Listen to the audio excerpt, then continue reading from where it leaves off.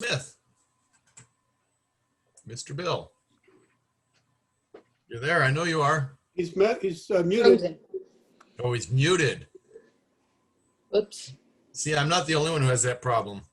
You are muted, Bill. Okay. I know. I want to read something, but it's too small to read on my computer. 1 second. 1 second. Okay. How does that happen to a guy like me? Right. So while we're waiting, there's we just had Kelly Cloud, Michelle Sullivan, and Arlene Schuster join us. Welcome all. Okay, I'm ready when you're ready. All right, you go. This is not a prayer, so you don't have to bow. This is the this is the Auburn Creed. But let me tell you. Wait. It could just as easily. It could just as easily be the Rotary Creed, and you'll see why.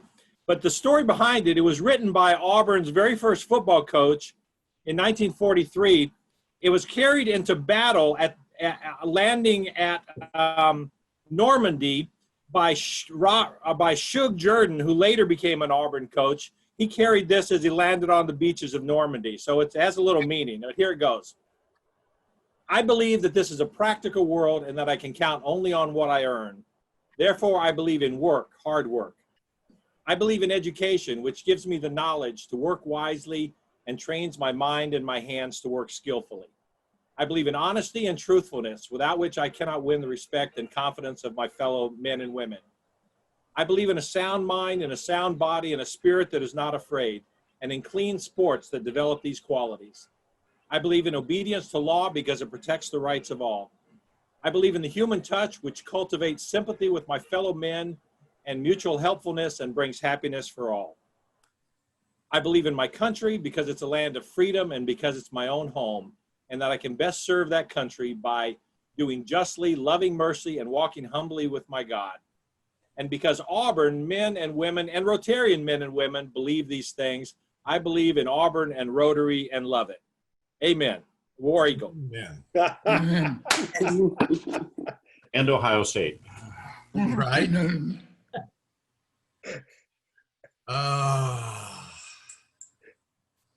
Nice work. If you can get it. All right. Oh, you know who I forgot? Erica. Would you be willing to lead us in the Pledge of Allegiance? You'll have to unmute yourself, though. I'd be happy to. Thank you. All right. Ready? Begin. I pledge allegiance to the flag of the United States of America and to the republic for which it stands, a nation under God, indivisible, with liberty and justice for all. Excellent. Thank you, Erica. I apologize again. My month has been interesting. So No worries. here we go. Our patriotic song. This land is your land.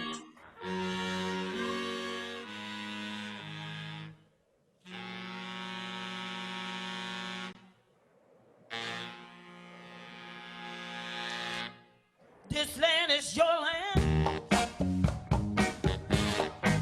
This land is my land. From California, well, to the New York Island, yeah. From the Redwood Forest, well, to the Gulf Stream water. Ooh, let me tell you that this land was made for you and me. Yeah.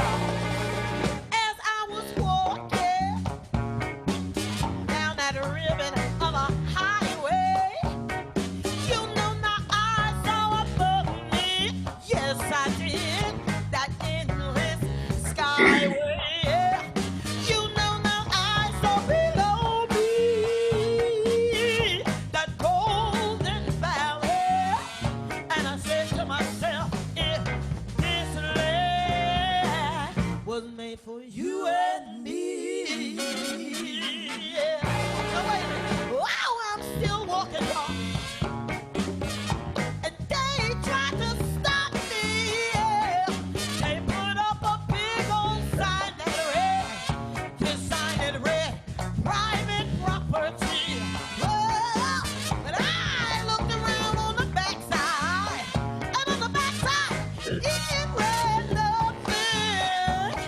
And I said to myself, Sam, that sign was made for you and me.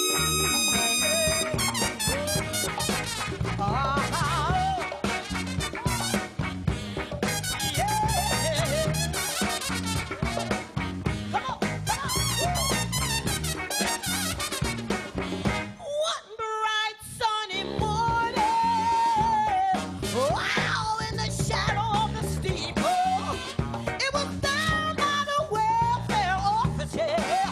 I looked and I saw all kind of people, yeah. Some of them stood there, they was hungry, homeless. I scratched my head, looking and I was wondering over and over and over again. I said, if this land was made for you and me, yeah. This land is your land. Yeah, this land is my land. Oh, from the riverside, California to New York, way out there in Staten Island, yeah. Down to forget Philadelphia, Baltimore, Washington, North Carolina, South Carolina. Oh, I'm talking about this land was made for you and me. You know that this land, ooh, wow, this land was made for you. This land was made for me. You and me, me and you and me.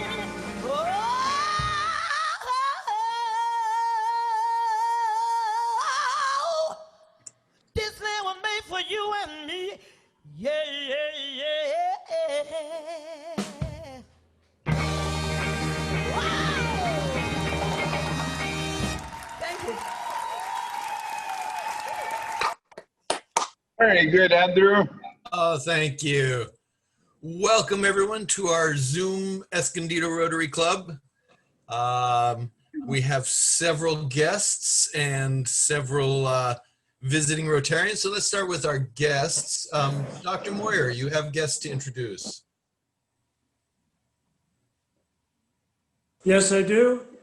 President Andy and fellow Rotarians, Terry Cooper, a retired baker from Carlsbad and a rugby enthusiast. Also to be joining us, Lance Rutledge, a former college rugby player, lives in Los Angeles, is a winter sports entrepreneur, and my son Andrew, who's a financial analyst in New York, who played high school through graduate school. And I'm also aware that three or four of our current Rotarians participated in rugby in their younger, more athletic days. Excellent. Well, welcome Terry, welcome Andrew. Did I miss a third one? Oh, pardon me. Lance. Okay. And a couple others to maybe come. Yay. Well, I look forward to seeing them. Welcome. And welcome to our visiting Rotarians. We have Ms. Marta, our past district governor, immediate past district governor. Would you like to say hi, Marta? Hi, everybody. Do you want me to make my presentation now or wait? Not quite yet. We have you coming up in a few minutes. Unless if you're pressed for time, I can do that. No, I'm fine. All right. Well, welcome. I'm so glad you're here. I'm so glad all our guests are here. And so look at those eyes. Are those not just the most amazing eyes? Yeah. All right, here we go. Welcome, everybody.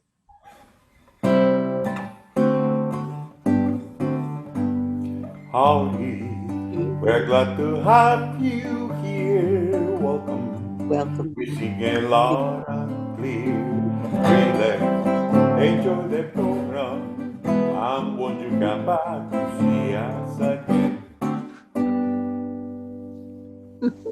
We need to find whoever made that song and make sure he's getting his appropriate copyright or his payments. All right, our calendar coming up. Next week, we have climate change On the 7th is Haven House. On the 13th, we have a board meeting.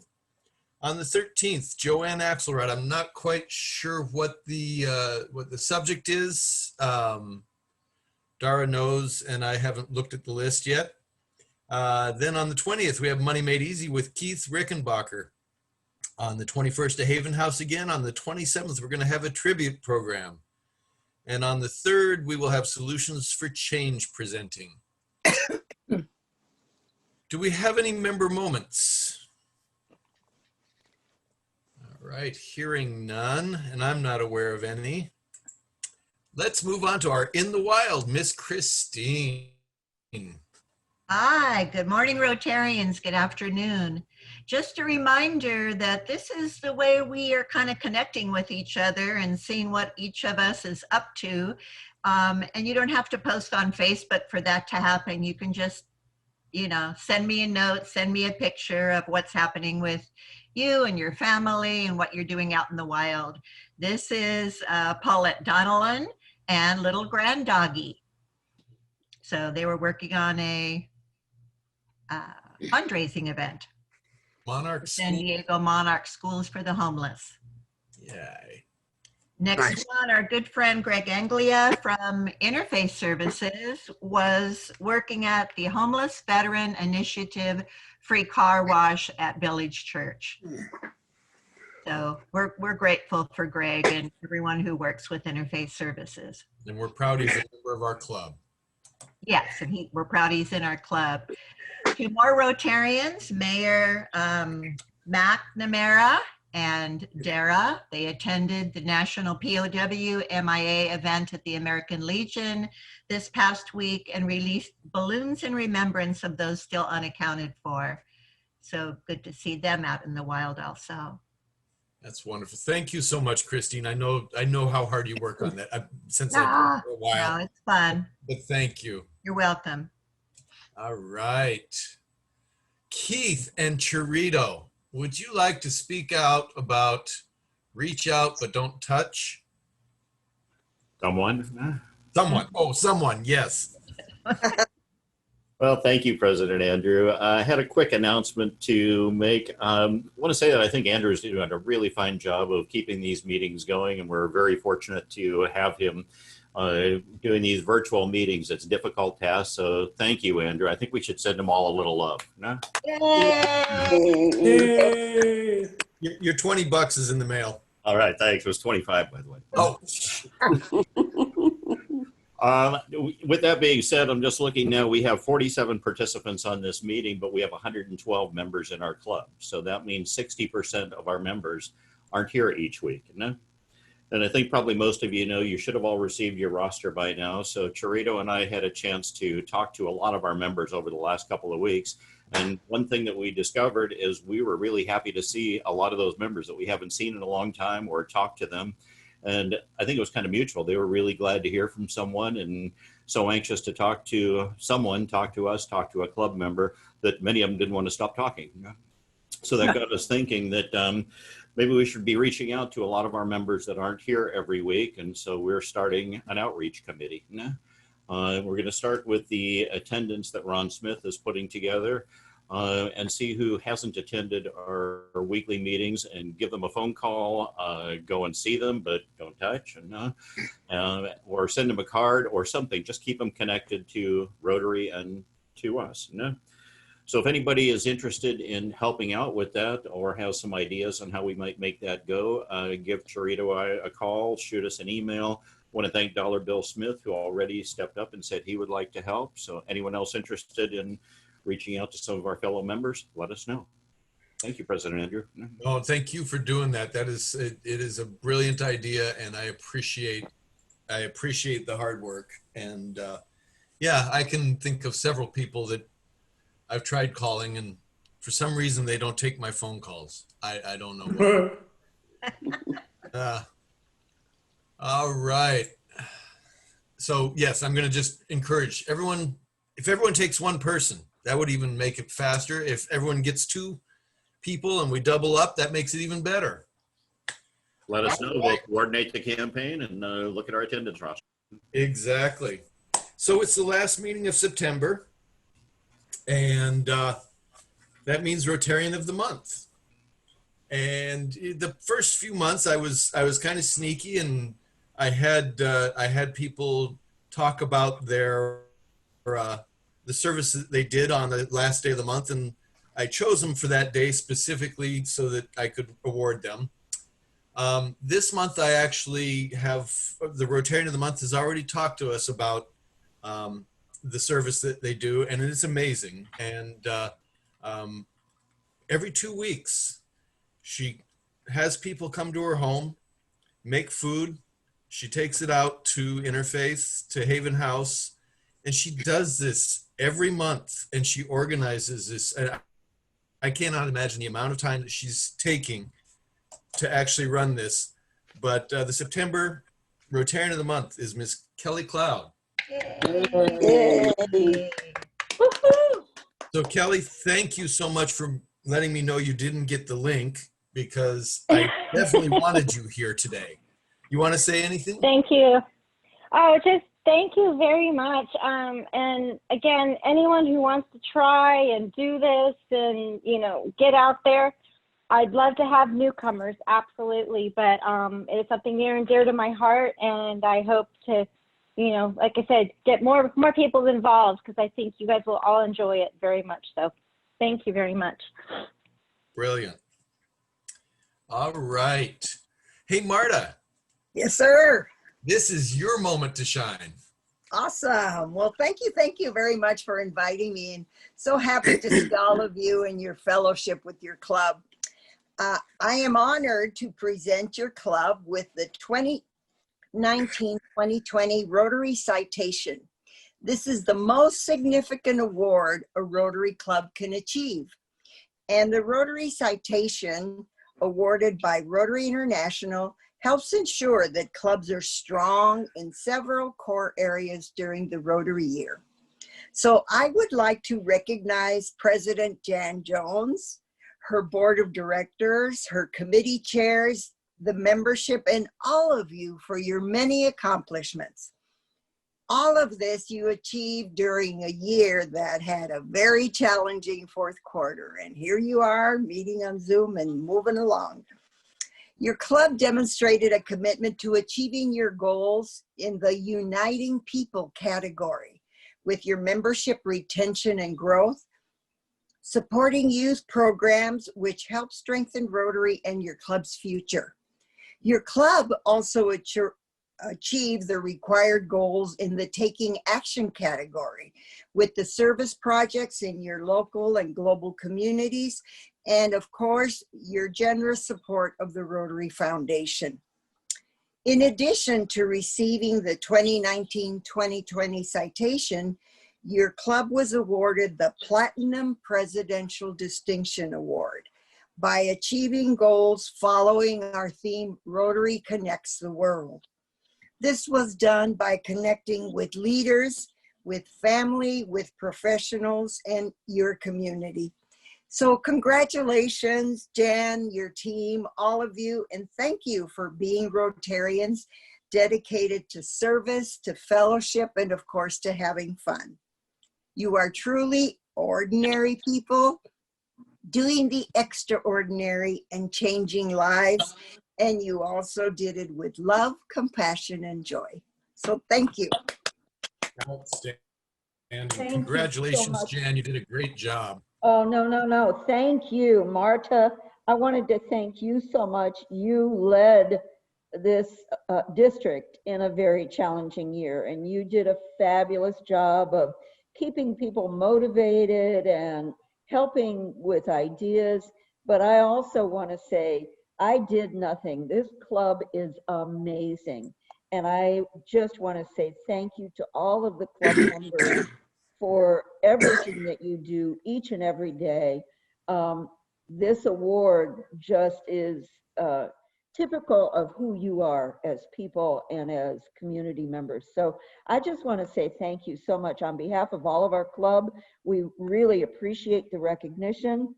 More importantly, we love serving the community, and we're grateful to do it. So thank you, Marta. Oh. And honestly, I have to be honest, Marta. I thought the highest award that the club could receive would be having you joining our meeting, but you know, I guess we can let the international feel important too. All right, it is now time for more singing. And we have this nice video of Jay Grossman performing a couple of weeks ago at a club in Florida, apparently.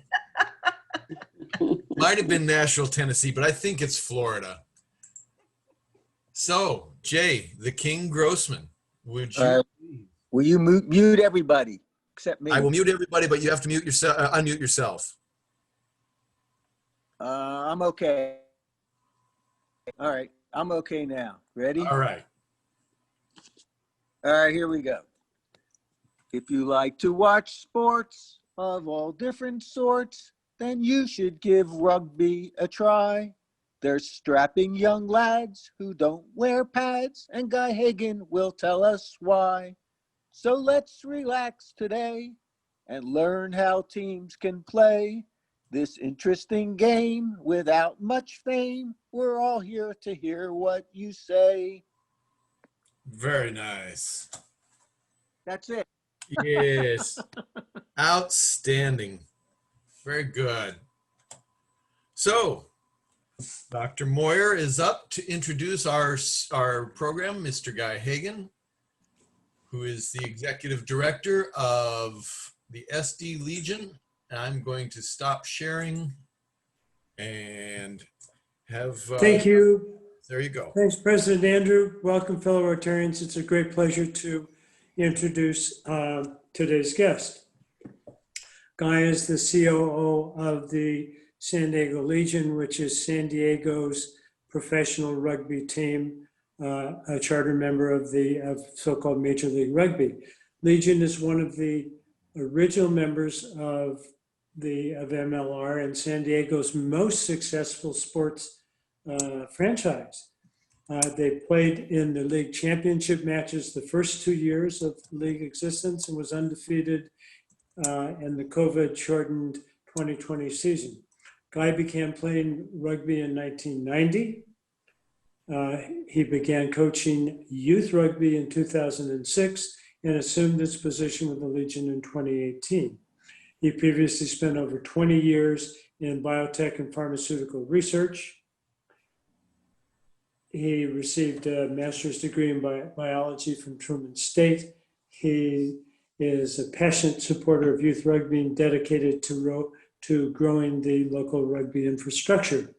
In 1823, William Webb Ellis at the rugby school in England reportedly picked up the ball during a soccer match and ran with it to the delight of his fellow students. The game we call rugby has gradually evolved since that time. The first formal rules were written in 1845.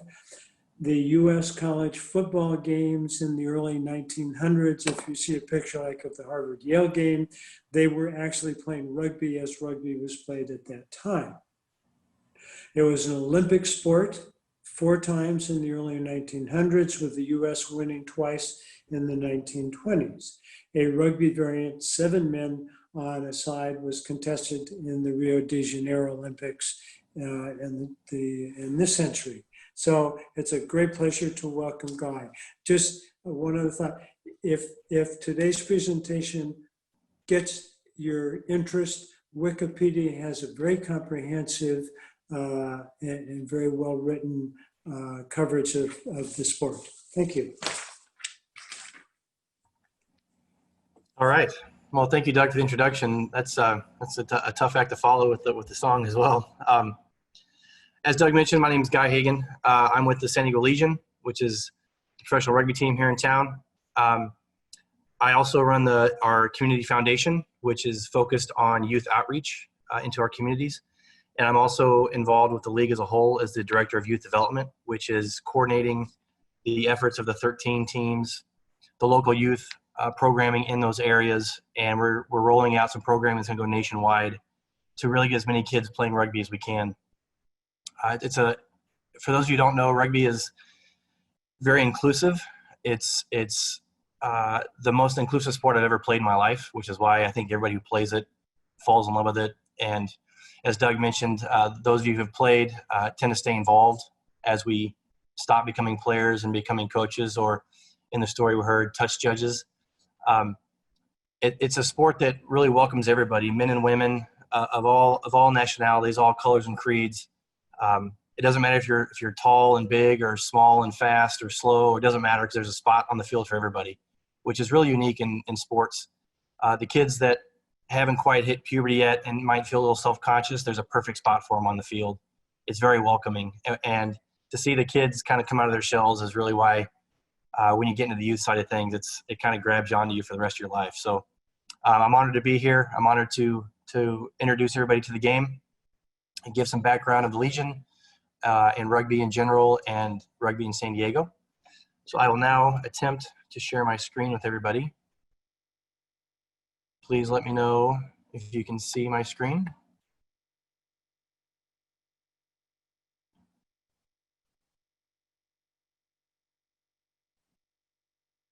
Doug, can you see my screen? Yes. Okay, Yes, great. we All right. can. Fantastic. Okay, so this is an introductory video of the 2020 season. Again, this got cut short by COVID. But this was our video we made to thank the fans, and this will be a good introduction for the sport.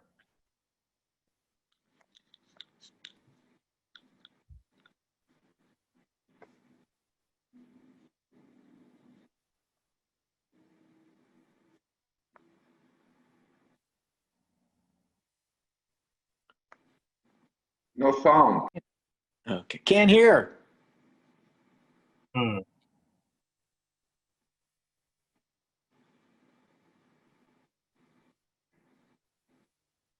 Can't hear, guy. There should be under view options, it should allow you to share sound. Okay, apologies. It's not new to this. It's new to this one. Let's see.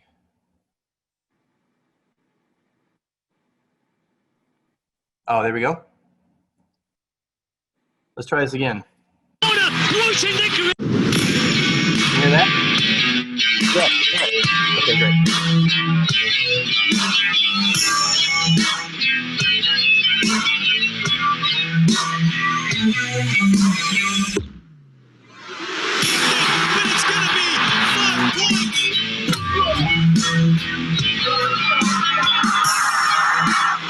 The Legion now Nono. Straight through and off the right foot. Easy. Oh, Ferris going for the corner. Whooshing the creator. Ferris the try.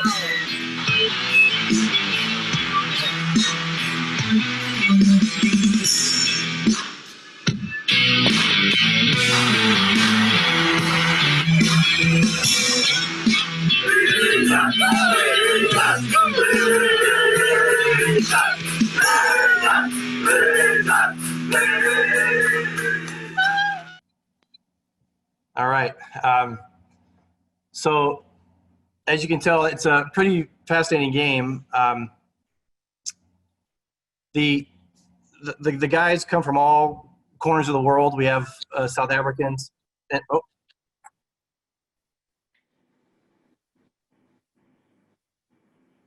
So that, as you can tell, the guys come from all corners of the globe. And it's fascinating to see how they relate to the kids. I don't know if you saw that last little bit, but of the individual who was signing autographs for the kids. One of the best things that we do is after the game is over, the fans are allowed on the field. And so we have a lot of our Legion players coaching local high school teams and local clubs. And so these kids are being taught by these players, and then they all go to the game, watch them on Sunday. And then when the game's over, they get to go on the field and introduce them to their parents and to their friends and get autographs and hang out for a little while, which is really great. It really creates this bond between the players and the kids, which is pretty unique for American sport. It's common in rugby, but it's unique to the big four American sports. If you try to run on the field after a football game, you'd probably get arrested. So it's kind of a nice change. Kids love it. Parents love it. It really embraces the most important part of rugby, which those of you who have played before know, but it's what we call the third half. And that is all the stuff that goes around the game, the ethos of rugby. As I mentioned, it's inclusive, but it's very welcoming, and parents, family, kids, it's all one big, massive global family in the rugby world. You can go, I played in New Zealand for a year, and it was as if I'd gone down there and I had a place to stay, I had friends to hang out with, I had a job waiting for me, and all because I had played rugby before. And it's like that around the world. You can go anywhere around the world with a rugby jersey on, and chances are you're going to run into a friend at a bar or somewhere. You might not have known him before you got there, but you know him when you get there, and it's pretty cool. So I want to also share our slide deck. It has no sound, so no worries. But this is what we send to our potential sponsors, and it's a good introduction to the Legion team and rugby. So the global reach of rugby. Rugby is the second most popular team sport in the world, only behind soccer. Wow. It's the third most, the Rugby World Cup is the third most watched sporting event on earth, behind the Soccer World Cup and the Olympics. There's roughly 9.6 million people who play the game globally. And per definitions, we have about 800 million fans of rugby around the world. And over 500 million people watch the online videos of the broadcast of the Rugby World Cup and the Sevens World Cup. So it's a massive sport. And a lot of the growth in recent years in the fan base and from players is both from the women and from the youth. We've seen a 28% rise in female players worldwide. Over 200,000 kids started playing in 2018, which is last year that we have the data. And in Asia, rugby has become extraordinarily popular. If those of you saw the World Cup, Japan actually has become a tier 1 nation. They have really focused on rugby in Japan and become one of the best teams in the world, which is great to see, because they were right where the United States was just a handful of years ago. So we know it can be done, and now it's just up to the Americans to do it. About Major League Rugby. So the Legion is one of the charter members of Major League Rugby, as Doug mentioned. In 2018, we started with 7 teams, and last year we had 13 teams, 12 of which from the United States, and 1 is from Toronto. We play 18 weeks, so there's 16 games plus 2 byes, and we are on the CBS Sports Network and Fox Sports 2, and also the national game of the week is on ESPN+. So we do have some some national broadcast partners. And then the finals this year are going to be on CBS, the proper CBS Sports. So we're starting to get into the big TV broadcast. We also have worldwide online broadcasting, so folks from overseas can watch. So this is the map of where MLR is currently. We had a team in Colorado, in the Denver area, that backed out, wanted to focus on national player development. And there's some talks of some other teams joining in the next year or two. But this is where the 13 teams are. You'll see a lot of the big TV markets are represented by MLR teams. And so the Legion in particular, again, we started in 2017. We made it to the semifinals. We lost to Seattle. And then we made it to the finals. We lost to Seattle in the last 90 seconds, which was heartbreaking because we hosted both championship games in our stadium at USD. We play at Torero Stadium. And we were undefeated in 2020. We were really loaded last year before COVID hit. So we're the winningest team at regular season games in MLR history, but we have yet to capture the championship. So hopefully this is our year. Some quick facts about us. For those of you who are familiar with rugby, the New Zealand All Blacks tend to be the world power. New Zealand, South Africa, and Australia, and sometimes England are the best teams in the world. New Zealand has the best winning percentage of any sports team on the planet, even more than Barcelona soccer. I think they won over 800% of their games for the past 112 years. And Ma'ananu, who was voted the best number 12 of all time, was an All Black with over 100 caps for New Zealand, played for us last season. So MLR and San Diego in particular are really getting some international exposure. We have over 600,000 people watch from overseas. We just signed Chris Robshaw, who was the England captain, who played for London Harlequins. for years. He has signed to join the Legion for 2 years. So he'll be joining us. He just finished up his Arlington career right now. So he'll be joining us for 2021. So it's exciting to see international World Cup champion players are coming to the United States to play in Major League Rugby. So it's exciting. It's an exciting time to be a rugby fan in the United States. The 2021 season was just announced with all the COVID uncertainty. Again, we'll play 18 weeks, 16 weeks plus 2 byes. We start the weekend of March 20. So I'm not sure if we play on the 20th or 21st yet, but it'll be that weekend in March. And then the finals go through August 1st, and that'll be on CBS Sports. So now that those dates have been announced, we can start working with our partners in USD, Torero Stadium on locking in dates and selling tickets and getting all that information out to the fans. So keep an eye out for that information coming next handful of weeks. And so our fans, here's a breakdown of who actually comes to the games. So it's predominantly men currently, but the women's side is growing. And our target fans who come to the games are roughly 25 to 34 and 35 to 44. But I'm happy to say that my age group is well represented. A lot of these folks that come to the games have kids who played or kids who currently play. And we are really targeting the casual San Diego sports fan to come out. So we are reaching out into other areas, especially in South Bay. Our fan base tends to be North Coastal, where a lot of the expats are located, the biotech industries and things. So Del Mar, Carmel Valley, up through Oceanside, Carlsbad areas, that's where a lot of our fans are based. But we have made a lot of good inroads to the east and to the south. So we're really getting into some youth programming out there and bringing more kids into the game and their families as well. So that's exciting. Game day attendance, our average attendance is roughly 3,500. But we do hold the MLR record for the most attended game, which was 5,400, which was the finals last year between us and Seattle.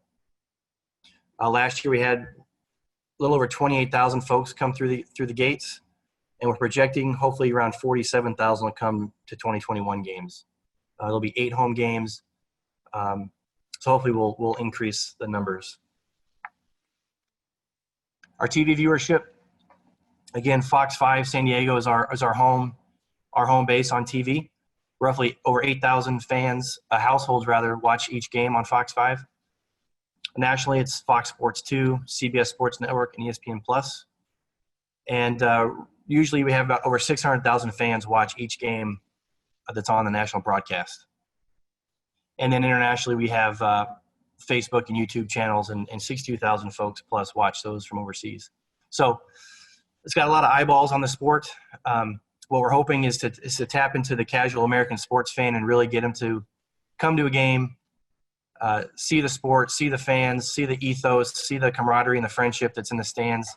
It doesn't matter if you're wearing a non-back shirt or a Youth Mustangs or Torrey Pines or Carlsbad jersey on. Once you have a jersey on, you have friends. So I've brought a lot of folks to games who've never been to a game before, and they're constantly amazed at how the people next to them are happy to share a beer and explain the rules to them, even though they have no idea what's going on. The people right around them were in that exact same spot not too long before them, so they know what it's like not to know the rules, and so everyone's quick to share and explain things. So it's pretty nice. And then youth programming. So the Legion Community Foundation is a 501c3 entity. We just got started this year, really. And what we're trying to do is we're trying to give back to the community by inspiring the youth and promote the importance of education, health, and respect through rugby. And rugby is the perfect sport to do that, with the rugby ethos and the way that the players give back and the way that, those of us who are fans for life give back to the community. This is a great vehicle to do this. We're working with Legacy Laces, which is an organization that collects lightly used cleats and equipment, and then in turn gives them right back to the kids in need, so they can play soccer, they can play rugby, they can play any field sport. So there's that legacy there. California State Games, the Legion are the official hosts of the Cal State Rugby Tournament for the youth. It's a sevens game at the end of the youth season. And we work closely with the San Diego Blood Bank and the Food Bank and some other charities to help the community. The Legion Academy falls under the foundation. What this is, we have youth outreach programs all the way from under 8, so the 5-year-olds, all the way through high school. We have select sides. Some of these pictures here you'll see. We have 15s and 7s select sides. The 15 side goes on international tours. That was a shot of them in Australia. And our 7s team plays in national competitions. We also have our academy players at Miracosta Community College. What we wanted to do there was for the kids who either can't afford to go to a 4-year school or don't want to go to a 4-year school but still want to keep playing, we put them in Miracosta.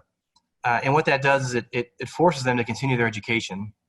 But they also train with the Legion coaches. So they're getting professional coaching, nutrition guidance, but they're also still in school. So we try not to let them stop school entirely. And then that opens up doors to 4-year schools they want to continue and transfer in. We also have pregame clinics. So when the Legion has a home game, there's a clinic that's geared towards any kid who wants to come out and give it a go. You go down to one of the lower fields and you throw the ball around for an hour or so with the players who didn't make the roster for that day, and just give it a try, see if you like it. So youth rugby in Southern California. Southern California is one of the hotbeds of youth rugby. We have over 5,000 kids who play rugby just in San Diego and LA areas. The high school season is in winter, so if you're familiar with CIF sports, it would be considered a winter sport. And then the high schools play their club sport in the spring. The little kids, the little ones, they play their club sport in the winter as well. So you have high school seasons and youth at the same time. And then once the youth are finished and the high school season is finished, then the older boys play their club season because that's when it goes into the high school national championships. In the summer, we have 7s, which is the best way to explain 7s, if you're familiar with basketball. So you have 5-on-5 basketball full court, right? Let's say you have 3-on-3 basketball full court. It's the same sport, but completely different. Same thing with rugby. 15-on-15 is the usual game. In the summer, you have 7s, which is 7-on-7, which is what the version is now in the Olympics, which is a very fast-paced, entertaining game. And the way we're trying to grow the game, both with the Legion and with my role at MLR, is we're reaching out to schools across the country. I've reached out to the Chula Vista School District, the Sweetwater District. I've also made contact with San Ysidro, National City, and I'm trying to get a hold of USD, San Diego Unified, for this upcoming season. We've done this previously in Fallbrook and Del Mar and in North County schools. But in the year of COVID, we're taking a 3-pronged approach. We've created a virtual PE class for any teacher of any school district who wants, an hour of rugby introduction for the kids. So it's a Zoom call that we would host, to have the kids and teachers log in, and we would host a class for kids, introduce the game of rugby, tell them how the game works, give them some nutritional advice, that kind of thing. And then also right behind that, we have created what's called a Rugby in a Bag program, which is it's a booklet of skill cards and game cards. For those familiar, it's the Rookie Rugby program from USA Rugby, but we've mapped it to the California State PE standards. And so the MLR, our goal is to reach 10,000 schools nationwide and provide a book and 8 balls free to 10,000 schools, so that when the kids learn it in their virtual classes, they can then go out and play flag rugby as part of their PE class. Again, we did that in some school districts. And I had one school in the Del Mar district who really embraced it. And they had 70 kids playing flag rugby every lunch period for 4 weeks. And the kids absolutely loved it. So we're going to take that, we're going to scale it up, we're going to try and go nationwide with that. And then thirdly, we are reaching out to the local state governing bodies of youth rugby, and we're creating flag leagues so the kids can play the flag in school and then can play flag rugby, so they don't have to commit to tackle. I know there's a lot of kids, a lot of parents who aren't quite sure of tackle sport now, especially with all the concussions information going on with football. Most American parents aren't terribly familiar with rugby, so they're not really sure if they want their kids to play tackle rugby. But flag rugby is obviously non-contact. It's a good way to get into the game, throw the ball around, see if you like it. And if you do, then you can play tackle. If you just want to keep playing flag, keep playing flag. So that's what we're trying to implement nationwide as well. Hopefully for this upcoming spring, early summer timeframe with youth outreach. And then, yeah, so that's really the program we have with youth outreach. Before I go into the next video, any questions on the game so far, or San Diego Legion in particular, or what we're trying to do as far as getting the youth into the game? Actually, I have a very esoteric question. I love rugby. Mm-hmm. How is it different from Gaelic football, which I've never actually seen? I've only seen described. That's a great question. It's completely different. Okay. I'm not terribly familiar with Gaelic football. I've been to Ireland once, and I've seen it. I didn't understand it.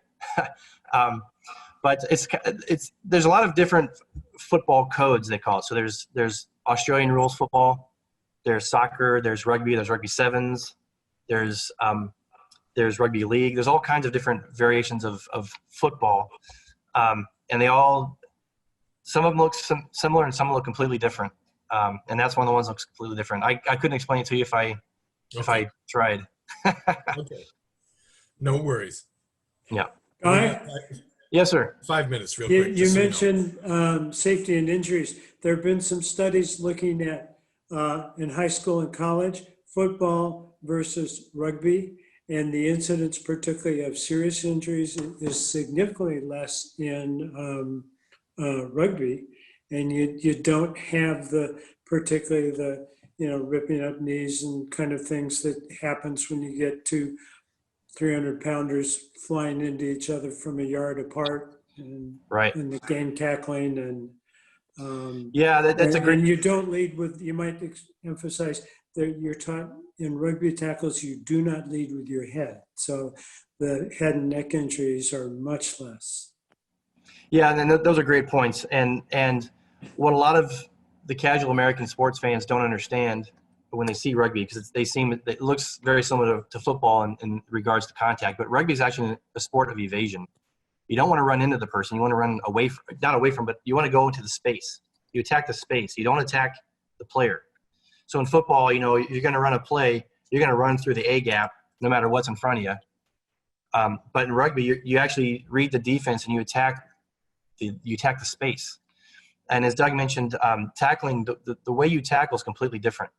And football has really embraced this recently with what Pete Carroll is doing in Seattle. There's actually some really good video with Urban Meyer talking about the college game and how much safer it's got since they've embraced rugby tackling. But briefly, you put your head on the outside. So what we call it cheek to cheek, right? So if I'm going to tackle you, I'm putting my cheek on your rear end. So when I hit you, my head's not in front. I'm not taking a knee to the face. I'm not getting my face in the engine room. My face is on the outside. And when we go down to ground, I actually land on top of you. So it's safer. It's much safer for the tackler than it is in football. Counterintuitively, people think that when you wear helmets and pads, you're safer, but we're finding that it's a false sense of security.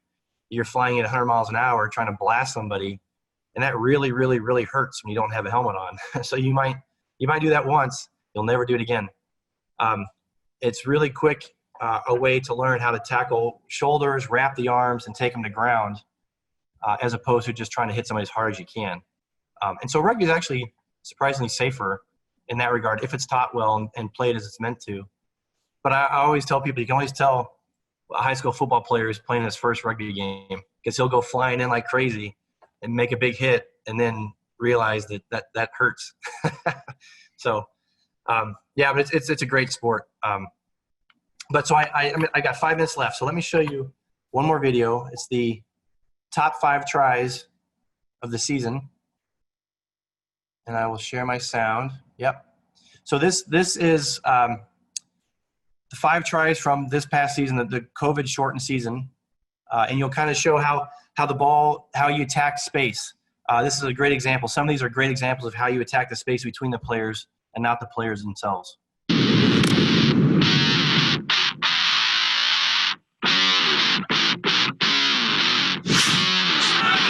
Squeaky clean. It helps they have the ball. There's only a minute left.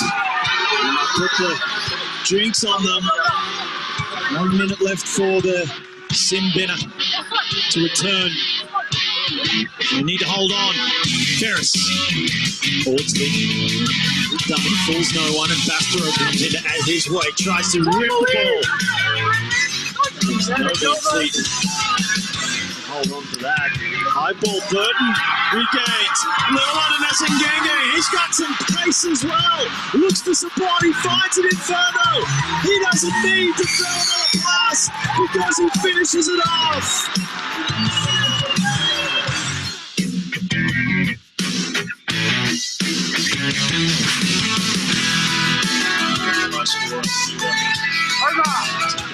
Really finding their strides at line-out time here, the Legion. There's Piffoletti, charges up to the 22-metre line. Burton out to Nonu, beautiful pass out to Toto Wasau, and it'll be enough for him to go all the way. Shrugging up to...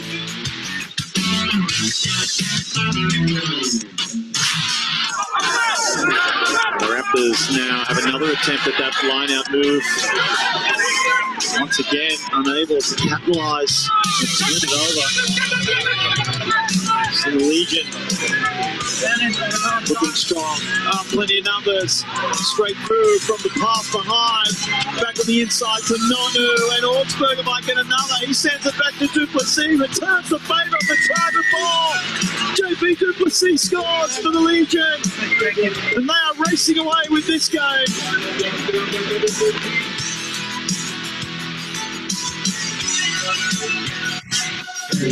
Take a look at the configuration here. Tavita Tamalau in the back line here.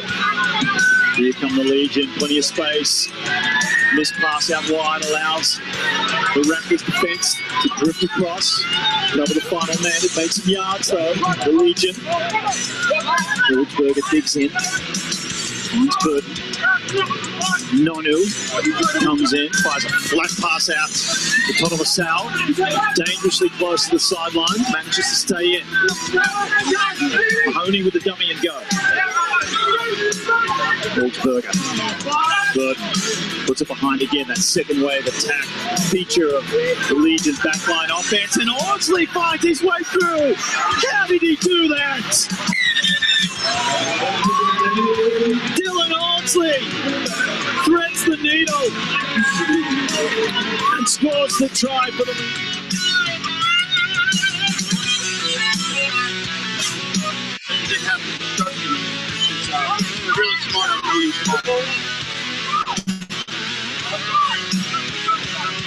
Really smart.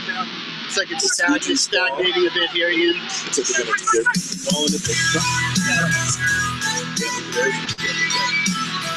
Oh, it's dangerous. Look at it go. Oh, this needs to be a try right here. He's got support in the go straight into the let's see if we can capitalize on the position of the ball. Look at these guys. You can see the athleticism. That's just going to walk an easy try right there for Nunu. That shows you the explosiveness of this Legion team. You saw where they were. All right, so it's a bit of a crazy game, but it sure is fun to watch. Yes. And if you guys are so interested, we'd love to have you guys at a game. I'd be happy to work with Doug and any other Rotary group on having a Rotary Day at the Legion game. Good idea. Outstanding. We can use Jay as our lead. There we Can I ask a question? Yes. Sure. couple questions. One, are you allowed to block, and are you allowed to throw the ball forward?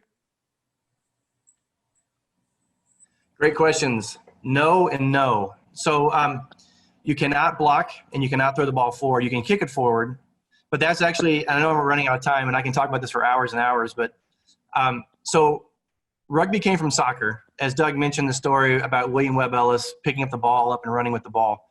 So way back when in a town called Rugby, England, this guy was playing soccer and they were getting killed, and he just picked up the ball and ran with it, and they started tackling him. And so they said, hey, that's pretty fun. Let's start playing that football they play over in Rugby, England. And that's how we got rugby. Well, it came to the States back in the late 1800s. And as Doug mentioned, the early Ivy League games, those old college football games were actually rugby games. The old Stanford Cal, the big games, those used to be rugby games as well. And then they played it, and then American football got popular, and then they adjusted some rules, meaning you could block, and then they invented the forward pass, and that's how we got American football. So when rugby looks like a cross between soccer and football, it is exactly a cross between soccer and American football.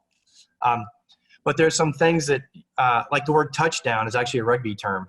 When you score in rugby, you touch the ball down to the ground because the conversion comes perpendicular to where you scored it. So if you dive in the corner, the conversion's right along the sideline. So touchdown is actually a rugby word. Scrimmage comes from scrummage. We have quarterbacks, we have halfbacks, we have fullbacks, where they are spacing on the field. So we call them fly halves and centers, but it's you can, once you start seeing the game, you can see how it relates exactly to football. It's pretty fun. It is outstanding sport to watch. I don't know that I would be willing to play it, but it is outstanding to watch. And I played hockey, so oh yeah, that's another tough one. I'm not saying I'm afraid of the contact, but anyhow, Guy, thank you very, very much. I wish we could have spent more time and heard more and more, because it really is an amazing sport. If Doug, we can arrange a Rotary Day at one of their games in March or April of next year, I will do whatever I can to help you make that happen. Your fun song, we're going to have a printed copy, or I'll send a copy to you by email so you can print it out and frame it and remember Jay's lovely melodious singing. And yeah, that'd be great. Thank you again so very, very much for being here, because this is a great program. So well, thank you. I appreciate it. I'm going to close out the formal meeting with this shower thought. Saying you sold an hour of your life for $15 sounds a lot worse than saying you work for $15 an hour. Yeah. So we'll ring the bell out. And if, Mark, if you want to, Guy, if you want to stick around a little bit and answer more questions that people may have, you're welcome to. Yeah, love to. Here's our bell ringing, I think. Oh, come on. I'm just having issues. There we go. Come on, bell. Work with me. There we go. There we go. That was it. That's what I was looking for. Thank you, folks. Have a great week. Talk to you all very soon.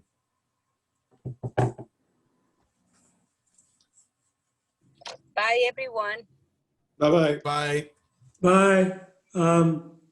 Guy, this is Doug. Yes.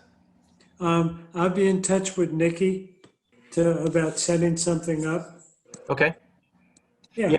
Our home dates aren't yet set, but yeah, for sure.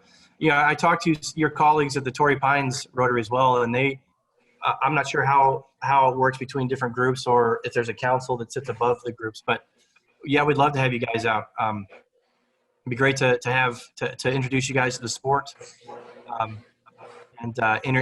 explain some more rules to people face to face. Sure. Well, there are two ways. One, individual clubs, or, we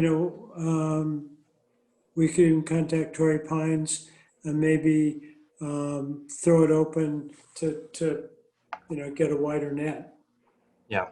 Through there's a newsletter that goes out to all the Rotary clubs, as well as each one tends to have one, maybe co-sponsor or. Yeah, if we do I'm just thinking off the top of my head, if we do the wider net, we could highlight some of the organizations and charities you guys are working with, which might raise awareness, so that we can make that benefit everybody. So yeah, let's talk about that. Okay. Who'd you play for when you were down under? I played for Timaru Celtic, which is a small town south of Christchurch. Yeah, we were a Division II team, but it was in 1994, so it was the year that the Springboks there was the first tour that they were allowed to go on after apartheid.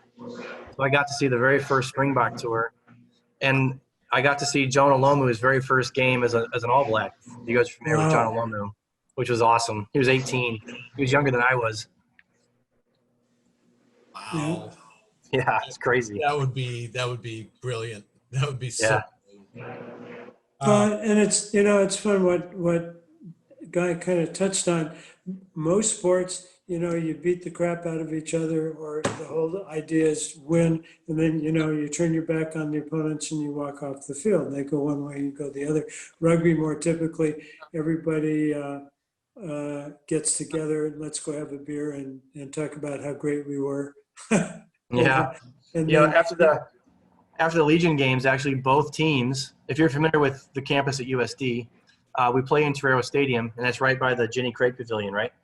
And so there's a room upstairs called the Warren Room. And after every game, both teams go upstairs with the referees, and they have dinner together before they head out of town. So, and that's just an example, as Billy, Doug, as you mentioned, that's part of the rugby culture. In college, you go to a house party. When we coach the kids, we make them sit down and have hot dogs and pizza together.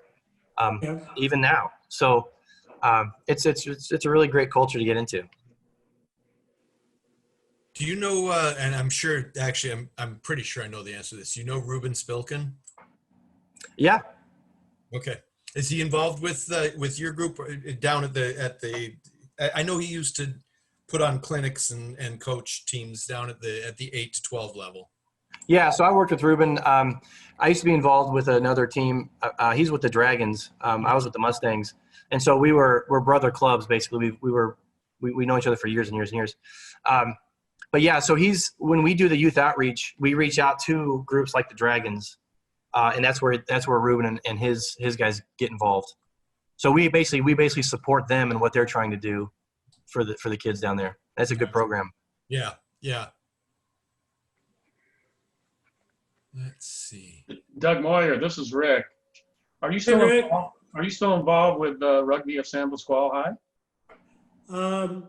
Yeah, we're kind of waiting to get COVID clearance and see what last spring's club season kind of fell apart. So we'll see. But yeah, I'm still helping to coach there. Yeah, that's great. All right, very cool. Let's Hi, see. Guy. Go ahead. This is Charito. Hi. Hi, Charito. I've lived in Australia for 25 years, and it is our barbecue game, the rugby league, rugby union. I never really understood it, but yeah, from as young as 4 years old, they are indoctrinated into the rugby league, and I never really knew what is the difference between the rugby league and the rugby union.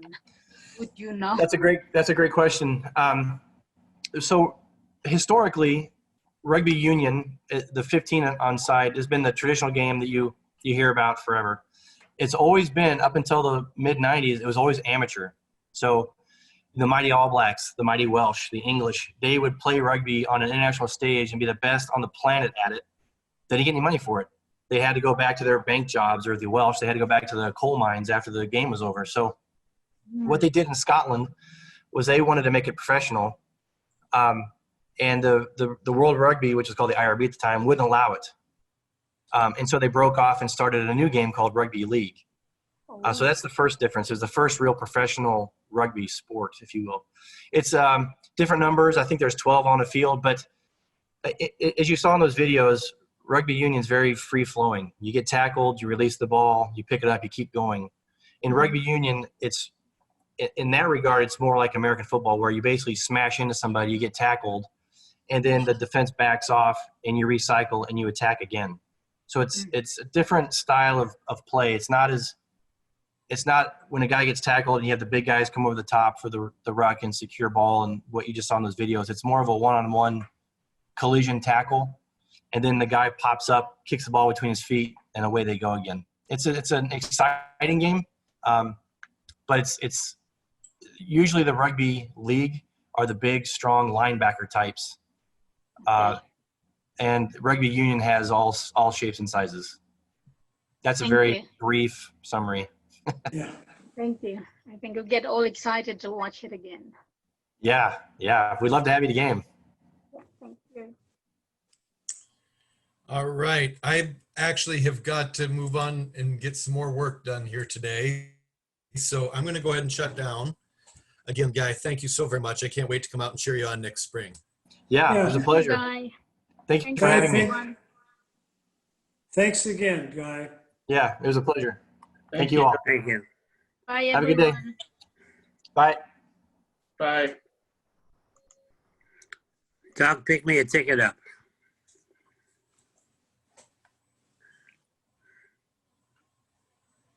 Let's see. There we go.